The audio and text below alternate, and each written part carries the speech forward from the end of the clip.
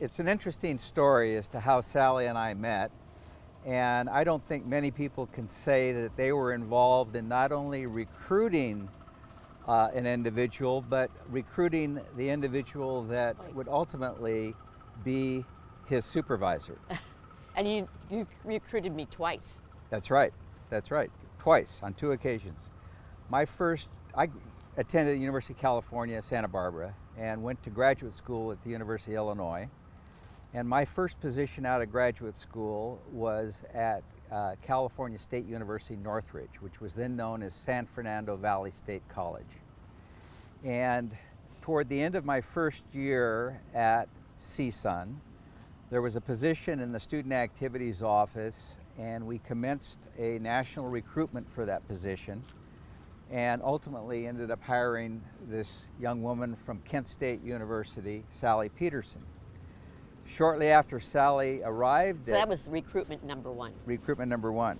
Shortly after Sally arrived at Cal State Northridge, I received a call from Cynthia Johnson, who was then the Associate Dean of Students in Student Activities at UCI, asking if I would be interested in applying for the Assistant Dean position in her office. So I went ahead and made application. I'd never been on the Irvine campus previously. My only knowledge of UCI went back to when I was a graduate student at the University of Illinois.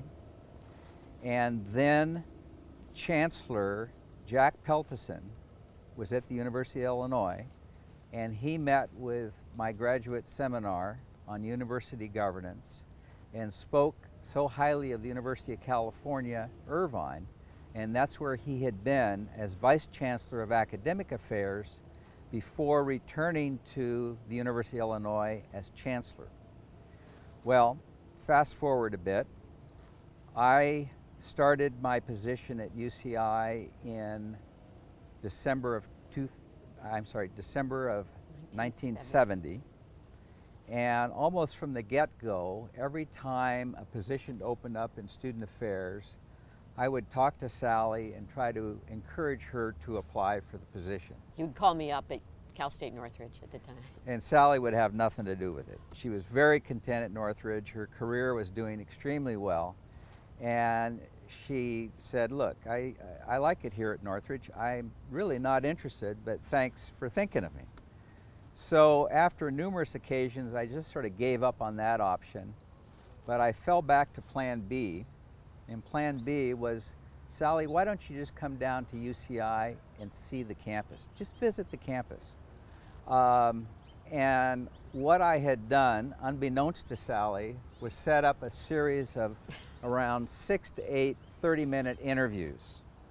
There was a position available that I hadn't mentioned in student affairs, and so I used that occasion to trick Sally into visiting UCI, and everyone immediately responded affirmatively to having, once they met her, she was ultimately offered a position and then became my supervisor.